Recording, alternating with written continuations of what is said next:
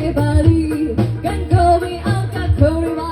ထိုင်မှုခဲ့ပါသည်သူရဲ့ကျွန်တော်ရဲ့စနေစမမနေ့ကကြောက်ခံတဲ့ဒီနေ့ကမှလည်းရှာသည်သူလမ်းထဲအောင်ရောက်ခဲ့ပြီးမက်ဆီကိုညာ